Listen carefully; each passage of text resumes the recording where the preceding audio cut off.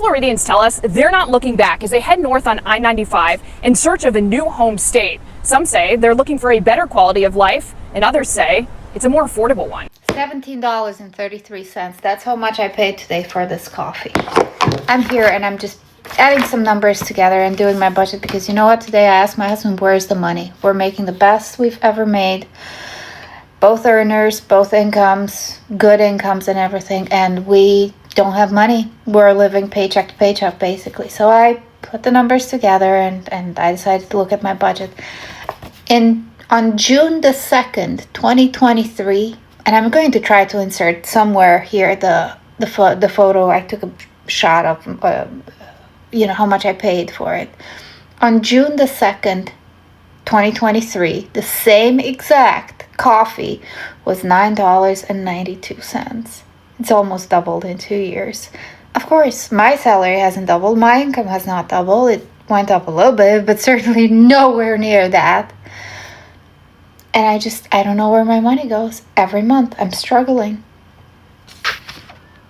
It's officially over for Florida. Buyers might finally be done with us. In June of 2024, home buyers backed out of deals at record numbers, and of those record numbers, a lot of them were here in the state of Florida. With 3 areas here in Florida actually leading the nation. Yeah, we're finally number one at something we don't want to be number one at. And those 3 markets are Orlando, where about 20.8% of home buyers backed out of deals, Jacksonville, where 20.5% of home buyers backed out, and even Tampa, where 20.5% of home buyers also backed out. And even Miami had about 17.6% of buyers back out. With all that being said though, home prices are still up.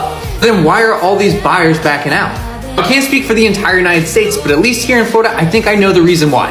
It has to be the home insurance or some of the issues with these condos. I mean, just think about it. You're buying a house and it needs a new roof. Your insurance premium is going to be through the roof. No pun intended. And then when it comes to condos, the assessments are ridiculous. And ultimately, this is just affecting home buyers' affordability. Florida wanted to be the American dream, but right now, they're looking like a foreclosure notice. So last month in Florida, 15%. Oh yeah, that's right, 15% of home purchases fell through. That is the highest July cancellation rate on record. And out of the top 5 cities that deals got canceled the most, 3 of them were in Florida. The only city doing worse is San Antonio, Texas at number 1. And remember a couple of years ago, everybody and their mama was running to Florida and Texas. They were talking about, it's freedom, it's land, low taxes, sunshine, margaritas on the beach. Well, now buyers are backing out now like they just realized that most of these homes come with a lifetime supply of hurricanes, insurance premiums, and Ron DeSantis speeches. Now let's zoom out for a second. Cause see, when a house sale falls through, it's not just about the house. That's a loss of tax revenue for the community, which means less money for your schools, your roads, and your libraries. And when the bottom falls out in housing, it doesn't stop there. It spills over into technology, tourism, small business, everything. This is why I've been telling you guys elections matter and leadership matters. Because when you act like government doesn't matter, when you think policy is just background noise, the bottom won't just fall out of the real estate market. It's going to fall out of your entire community. So yeah, Florida wanted to sell you paradise, but what y'all looking at now looks a lot more like paradise lost. Florida is now experiencing a complete collapse. Over the next 3 years, you will see housing prices on the East Coast and the West Coast and the south of Florida drop 30 to 40% over the next 3 years. It's that dire in Florida. And what's causing it all? People are moving out. People simply can't afford to live in Florida. And many people can't afford to fix their homes from the latest storms. It's only going to get worse. If you have property to sell in Florida, you better hurry. You better aggressively get it done. Because over the next 3 years, it's going to get worse and worse and worse. It's going to make the 2008 crash look like a picnic. So what is going on right now? You're seeing mass exodus of people. People leaving Florida in droves because it's simply not affordable. Insurance. Nobody tells you that living in Florida means you're trapped in your house for half the year. I am suffering. I'm waking up at 4 a.m., parched every night, dehydrated from the heat that I didn't even go outside in. I'm cranking the AC 24/7, and that electric bill is a mini heart attack every month. But there's nothing to do here. Unless you're drinking or spending money, all we have are bars with $8 beers and old men ranting about politics. That's a hard pass from me. The one trendy and aesthetic coffee shop is 25 minutes away by car, $8 for a latte, and it closes at 2. Even going to lunch now is $16 for a Cuban sandwich, and it used to be double the size. So what can I do? I can scroll on the couch every day, all day. I swear, this isn't living, this is just surviving. And it is only getting worse. I grew up here. I've been here my entire life. I remember 4th of July barbecues, taking the boat to the sandbar, sitting on the back porch at night, watching the beautiful Florida sunset until the mosquitoes kicked in. All of that sounds awful now. Maybe I changed, okay? Maybe I lost my heat tolerance, but I know I'm not the only one. I'm just so bored, and I live in a city, so what now? Guys, I was drinking the Kool-Aid, the Florida Kool-Aid, where I was like, oh my God, everything has to be so expensive. And like, you can't get a 1-bedroom apartment for under $2,500. I am no longer drinking the Kool-Aid. My current rent is $3,050. Now, yes, I have a 2-bedroom, 2-bath. But moving forward, I'm going to be moving north. Kiki, enough with that noise. Kiki, I really can't hear that anymore. Stop. You do not need to scrape your litter box. Anyway. My new rent is going to be somewhere in the $1,900 to $2,100 range because this is getting out of control. I mean, imagine what I can do with an extra $1,000 a month. The opportunities are endless. Florida is supposed to be the sunshine state, a dream place to live, but right now, that dream is turning into a nightmare. Americans can't afford to live in Florida anymore because the cost of living has gone completely insane. Yeah, let's talk about why people are struggling, what's really going on, and what this says about daily life in Florida and in America, of course. Let's kindly watch these clips. We'll come back with more commentary. Let's talk about the thing that's keeping people up at night. Like how in the world anyone is supposed to afford to live in Florida right now. My wife and I served our country. I retired after reaching the rank of colonel in the Air Force. She's a government employee working at MacDill Air Force Base. Between us, we have 7 college degrees, including a doctorate. We're doing all right, and even we can't afford to live in Tampa. What does that say for everyone else? People are working 2 or 3 jobs just to pay the rent. Families are getting priced out of the neighborhoods that they grew up in. And what did the Florida legislature do this year? They renamed the Gulf of Mexico. They banned fluoride in water. They passed nonsense about weather control. Meanwhile, your rent's through the roof, your insurance bill looks like a second mortgage, and no one in Tallahassee seems to care. The truth is, the system is broken, and it's broken on purpose. Real estate corporations are buying up homes and turning them into Airbnbs. Insurance companies are hiding profits in shell companies and then crying poor to get state bailouts. And Republicans, they're not just letting it happen, they are helping them do it. Now, we need someone in office who's willing to fight for you. Not for corporations, not for campaign donors, but for everyday Floridians who just want a fair shot at a decent life. Because the so-called free state of Florida, it's not so free if you can't afford to live here. Florida has over 2 million empty homes, yet it's still one of the most unaffordable places to live. Let's make this make some sense. So let's break this down. There are over 2 million homes in Florida that are sitting unused, unoccupied. And yet the state is in a full-blown housing crisis. People can't find affordable housing. Houses just keeps going up like Beyonce's ticket prices. And the kicker, insurance companies are raising premiums like it's a new hurricane every week, and it's nothing even going on right now. Yeah, we've had no new hurricanes in the Gulf of Mexico. In the Gulf of America, we've had nothing. So my question is, who is actually really benefiting in Florida from keeping those homes empty? Because somebody has to be benefiting from that. So they keep the homes empty and the rates high. Then who's really winning in that situation? Really? What's your thought? Why do you think they have so many homes sitting vacant in Florida and why their insurance rates are sky high? What do you think is really going on? Can't afford to live in Florida anymore?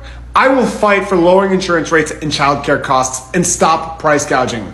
Lobbyists, PACs, and special interest groups are loading up Republican candidates, including my opponent, with millions of dollars to ensure their interests, not the interests of the people, are represented. Floridians can no longer afford to live in Florida. It is time to say enough. Vote for change. Vote Thomas Whitcop for Florida's 21st Congressional District. And please consider giving $5 to defeat Project 2025 at my website, whitcopforcongress.com. I'll see you November 5th at the voting polls.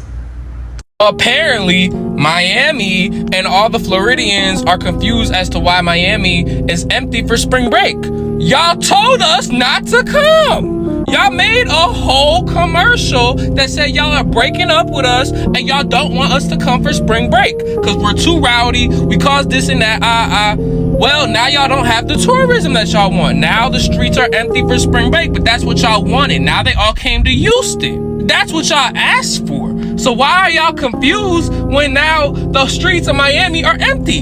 Y'all told us y'all didn't want us there. Y'all told us y'all were gonna arrest us. Y'all told us y'all were not playing games. You got it, big bro. You got it. Now we not coming. We over here in Houston. It's almost like y'all asked for what y'all wanted and y'all got what y'all want, but y'all still not happy. Like, fuck around and find out. Shit. At this point, if they were to change and say, oh, we're gonna have spring break in Miami again, it would never be the same. Y'all already messed it up. Y'all already made everybody come to Houston. Now Houston is the new spring break spot, and it's gonna be the new spring break spot for a little while now.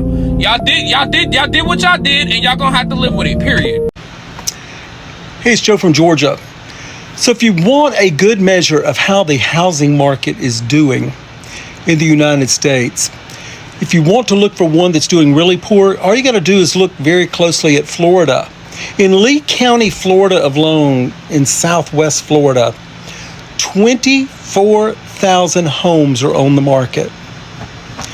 Now, Lee County, Florida only has a population of 800,000. And to have 24,000 homes on the market is telling you there's a lot of desperation getting ready to go on there because, first of all, they're not going to be able to sell all those houses. Next thing they're going to have to do is reduce the prices ridiculously to get rid of them. Because what has happened is the rental market has fallen down in Florida. The Airbnb market has fallen. And a lot of this has to do with the current administration and their stance on a lot of things, to include their hatred toward Canadians. Because Canadians, folks, make up a huge part of the population in South Florida. They own those homes. They're getting rid of those houses. So what they're doing in turn is crashing the market on the prices. People are going to lose so much value in their homes. And this is all directly related to this administration and the policies that they're putting out. Now, this is just the beginning of that, and Florida is going to suffer worse than anyone because of the types of housing they do, because there's a lot of second homes there. But, folks, the crash is happening in the housing market in Florida. So if you're thinking about moving to Florida and buying a home, if you want one for cheap, go down there. But it doesn't mean that you're going to be able to afford the homeowner's insurance down there, because it's ridiculous because of hurricanes and other weather phenomena that go there. So, okay, this is what you get. This is what you voted for. And the housing market is crashing in Florida. First, let's start with housing, because that's where most of the pain is. Rent in Florida has exploded. Oh my God. It has exploded. People who were paying $1,200 a month a few years ago are now looking at $2,500 or even $3,000 for the same place. That's not an upgrade, that's robbery. And it's not just renters. Yeah, home ownership is out of reach too.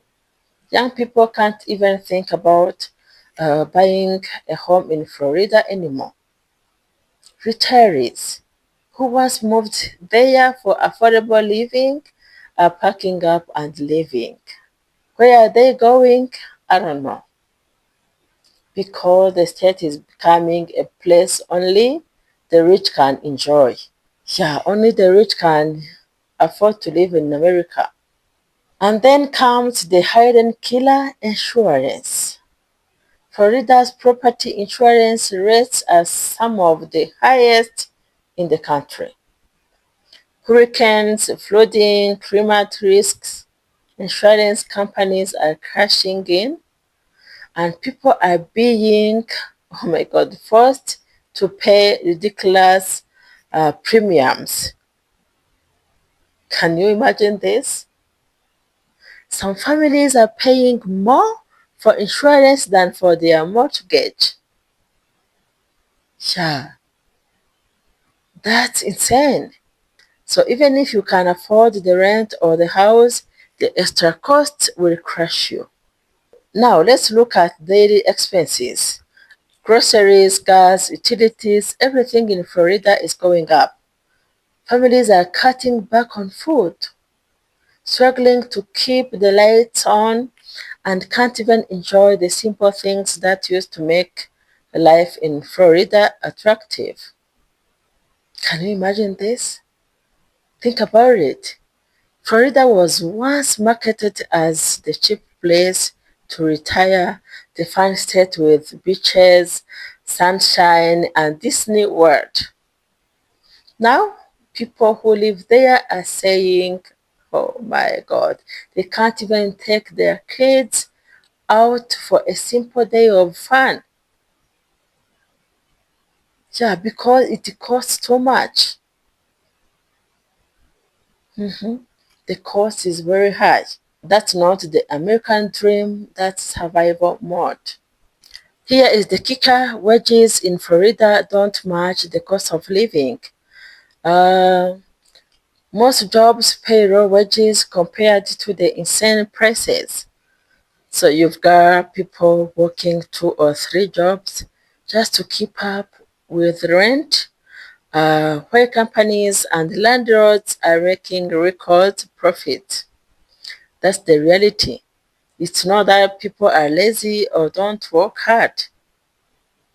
Yeah, people want to work, but it's that no matter how hard they work, the numbers don't add up.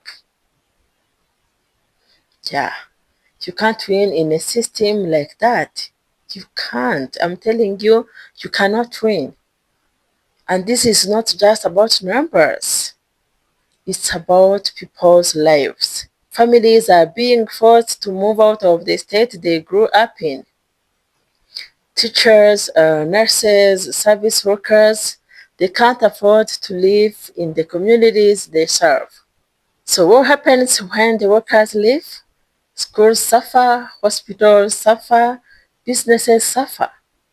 Florida's economy might look strong on paper, but when regular people can't survive, collapse is right around the corner. And honestly, Florida is just the preview of what's happening across America. The rich are turning cities and states into playgrounds for themselves, while regular folks are pushed out. We all know this. We see it online, on TikTok, Twitter, Instagram, everywhere. First, it was California, then New York, now Florida. Where will working families go when there is nowhere affordable left? So yeah, Americans can't afford to live in Florida anymore because the cost of living is out of control. Housing, insurance, groceries, everything is squeezing people dry. The sunshine state is turning into the stress state. It's unbelievable. So what do you think? Is Florida still worth living in? Or is it time for people to move out for good? Drop your thoughts in the comments as usual.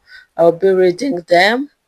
And please like this video, share it, and subscribe for more content like this.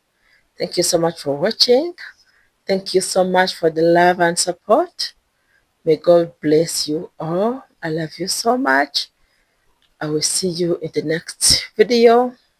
Bye.